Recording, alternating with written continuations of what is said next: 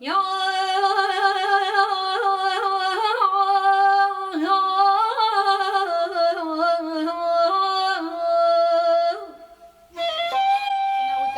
swiftly on to this talk. Let's not wait for the next generation. Start here. Shirin Naseri, TV presenter and producer. She's a confidence coach and CEO of a company called Zan Vibe, a hub for women's vitality here in the UK. Shirin has quite an entrepreneurial approach to work, for which I think exuberance is probably the running theme. She's worked in everything from jewelry design on her own brand to working as a licensed Zumba instructor in Iran for some years. So she's been running classes in gyms doing Zumba in Iran. She holds a bachelor's degree in industrial design from Tehran University and a master's in design and branding strategy from Brunel University here in London. Shirin began her career as a broadcast journalist at the network for Marjan TV called Manator TV in 2015.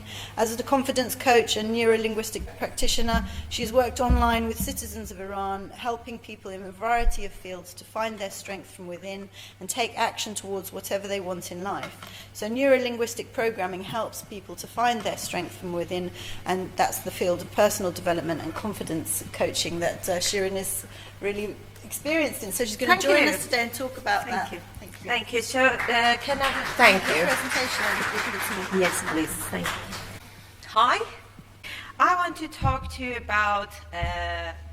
Let's not wait for the next generation. Start here. But before I dig deeper into that, I want to just say something about this TV series that we are watching with my partner recently. The Shrinking. At some point, Harrison Ford, who's a therapist, is talking to this teenage girl who's lost her mother in the past year, and she's very upset because her friends are fine and she's not feeling fine. And he tells her, well, it's better to feel pain for the first time while you're young than be hit in the face when you're older for the first time. Regardless of whether you agree with it or not, it resonated with me, and I tell you why. A little bit about me. I mean, Fari really beautifully, and thank you for the introduction, told everything, but it might be useful to tell you this intro about myself, that I used to be a good girl when I was a teenager, compared to a teenage girl who can be a rebel, do things.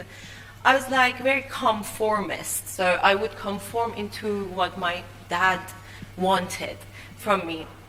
And when it comes to like hijab, I think I wanted to like make him happy, so I didn't complain about it. And I was like, yeah, it's a piece of hijab, it's a piece of scarf. Why should I complain about it?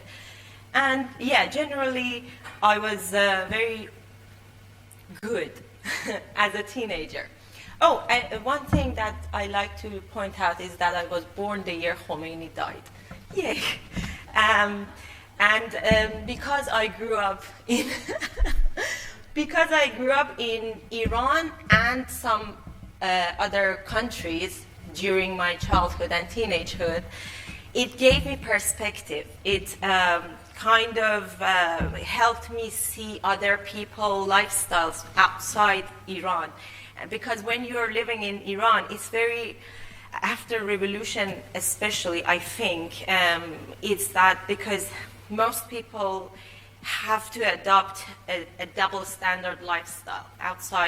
Inside the house is certain way, outside is the other way. But having lived in Germany through my teenage years and then Dubai, it was good. It helped me see things that I wouldn't have the chance otherwise. I moved to the UK 9 years ago. I became a TV presenter after I graduated, and that brought me fame. Woo. And it was cool. I found it cool, not because I became known, but because people started to share their pains with me somewhat. I know now why, because I was always interested in human behavior. When I was younger, I was only interested in how I can improve my own communication skills. But then when they started sharing their stories with me, I wanted to help them and not myself only. And after I quit my job as a TV presenter, I started pursuing this passion of mine and became an NLP practitioner next to being a TV producer. And I make now programs for Afghanistan International TV. So having heard CP about Afghanistan, it was really nice. And I want to connect with her, Fari, please. Thank you. Yes, and then let's go to the next step.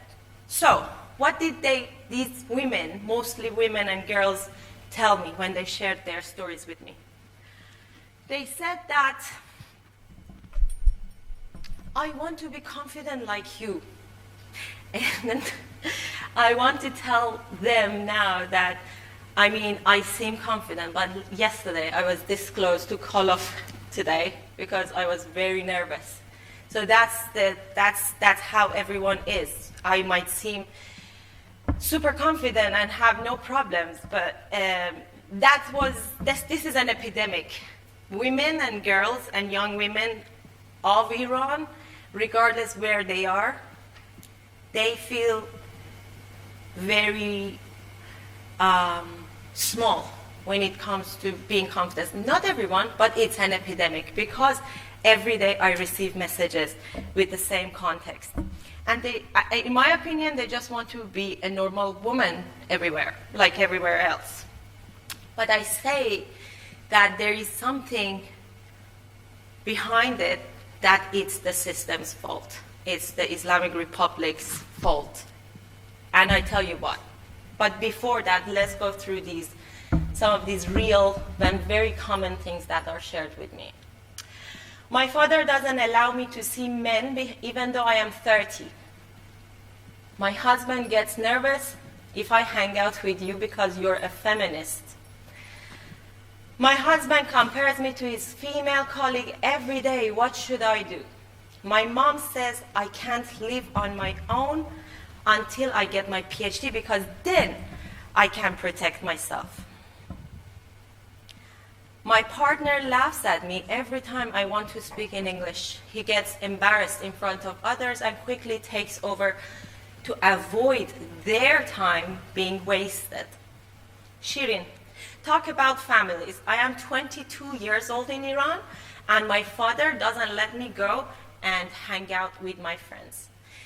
Now, everywhere around the world we have these problems. Everyone are dealing with these issues, but it's so common that it's unavoidable within our society.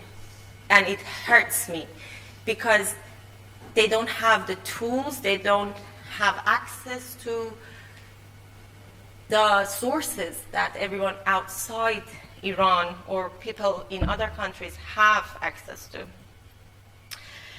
And the problem lies here, the system, because they have channels, they have the main channels to feed people with toxins, I'd say, through religion, education, media, culture, anything, you name it.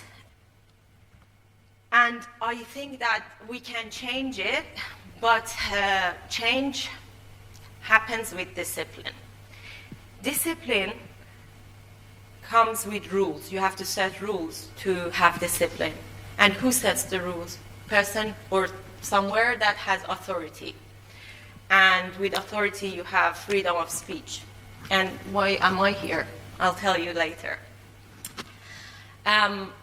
So yes, the system has the authority, and for many, many years they've been feeding the nation, people, society, women, toxin material. And it starts with the very first layer of the family, that it roots within us. That's why the husband, that's why the brother, that's why the mother who says, get your PhD so you can live on your own, even though they have immigrated already. So yes, we've been fed toxins, we should detox. Where do I come in and where do we come in? My beautiful partner is there as well, Shahzad. So I started coaching people on their confidence. It's not that old, it's quite recent. Within the last year, we founded Zan Vibe, and Zan Vibe is a combination of coaching and mental health advice and dance and joy. So we might all be aware of both of these, but I want to emphasize on the importance of joy and dance, because it's something to learn how to dance, it's something how to exercise, but it's another thing to dance just for the sake of it and be crazy like a headless chicken, how I do it, and people follow me in Zan Vibe events. So we are doing that in Zan Vibe. It's only becoming 1 year old, but it's a big dream, it's a big goal, and we are trying our best. So our research at Zan Vibe has shown that we have to start at the very beginning of our immigration journey, or after we immigrate, because there are very few tools, and if you don't do anything about it, then it will become harder and harder to make that change. And the main factor that is holding back our diaspora and our women is lack of confidence. Now here, you might feel like that, you might resonate with it, but you might not. But I'm telling you, like, the number of people who come to me and share their feelings with me, women who are already living here for even 10 years or so, they still get scared to go to the grocery shop and speak English. Why? Because their husband keeps making fun of them. Like, what the actual F, right? So I want to change that. We want to change that. And it will, the result, why should we start here? Why shouldn't we not wait for the next generation? Is because it's just not the next generation that deserves to live a better life. It's us too. It's you, and all of you. It's not, I hate this phrase that we in Iran keep saying, I'm old now. حالا پیر شدم دیگه. Stop it. Even if you're old, you deserve to dance like a headless chicken. That's fine. We shouldn't judge each other for that. And yes, so that's why I think that we deserve to begin with ourselves. We deserve to pay attention to mothers and non-mothers. It is important for them to feel better, for us to feel better. I don't want to have a child, but I still deserve to live the rest of my life happier, right? Or better, a better version of myself. And a mother deserves to live her life happier and better and be a good example for the next generation. So just to finish this, I want to also mention this and take this opportunity to say that we are raising funds. We are not funded by anyone or anywhere right now. It's just Shahzad and I that are doing Zan Vibe. But we are raising funds on Kickstarter. If you are interested, you can back us up. Go on Kickstarter, search Zan Vibe, and you will find that. And I hope that you enjoyed this. Thank you for listening to me. Thank you. Yes. Would anyone like to ask Shirin something about dancing, about how this all developed? Hi Shinju, thank you. Nice to Thank see you you. again. You too. Honestly, thanks for the great speech. I really enjoyed. Thank you. And I do really enjoy when you're speaking because we have the same vibe, and I'm so excited. Yeah, I love it. Yeah, but I really didn't expect that what you said when you mentioned that you were kind of conformist, and because as I know yourself, very, dancing, such a rebellion girl, Yeah. who just wants to uncover everything. Yeah. But because I used to be a rebellion since childhood, since 7 years old, I remember I never accept to have, hijab and some kind of headscarf. Yeah. And I criticize every time my parents and the system and the society. And I used to just criticize my, my surroundings. Yeah. That why should you accept and never say no to such a things that even it's a very light clothing, but I think that it's the entrance of to entering the woman body and control the woman. Yeah. So it was so strange for me when you say that you accepted it. So I would like to ask you, at what point you notice that it's not right to have hijab, because I think that it's the first step that all women should go through to to say no to others shouldn't and should, that the patriarchy say to them. So why I'm asking you is that maybe I have idea of at what point and how we can ask that the other women who just accept it, say it's fine. Yeah, Okay. I understand. Yeah. Thank you. That's a I like that question. I used to be a good teenager, so I am the last child in the family, and my parents did their trial and error on my sister, poor older sister, and they realized they shouldn't be that hard on me. And I think I was also a parent pleaser kind of a girl as well. Those type of teenage girls that you want to hit hard, you're annoying kind of thing. And my sister really, really hated hijab. So maybe that was me behaving in response to that. Like, look, Daddy, I don't want to make you upset or whatever, because my dad worked at the education ministry. Right? But we went to Germany in my teenagehood, and we came back, and then I had to go to university. And that is when I became more of I gained more independent in my identity. And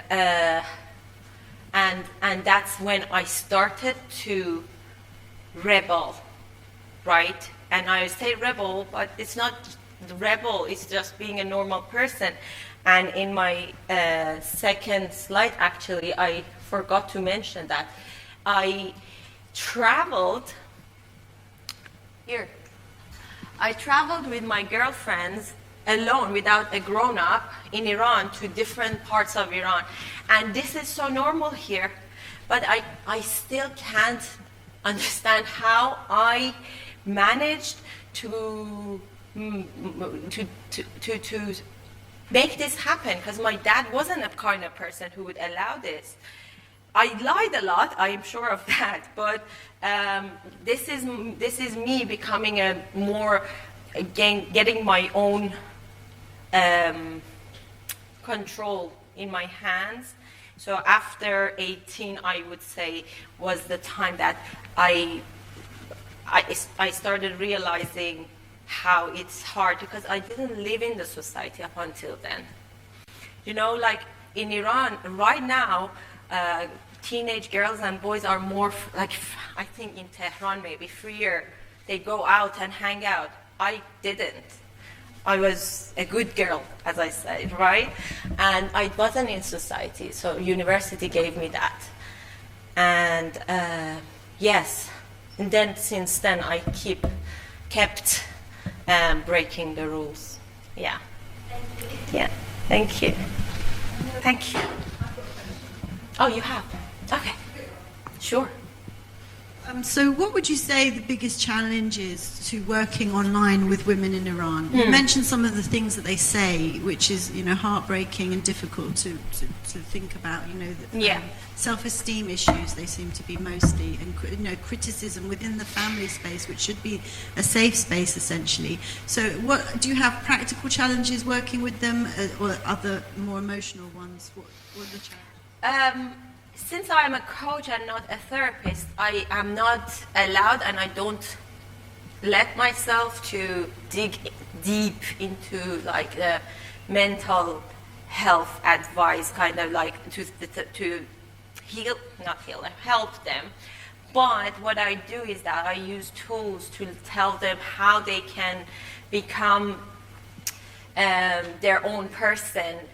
Like I teach them concepts that are, in my point of view, are very out there. I teach these women and young women how to be assertive, how to say what they want, how to find out what they want. Because usually it's because it's been for a very long time that they've been oppressed and not allowed to express their feelings and thoughts to even their parents or family.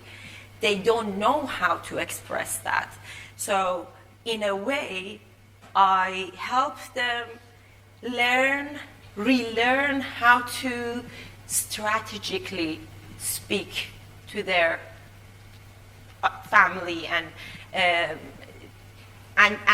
that helps them. That's the first step. It's just like, do you know what? Why don't you?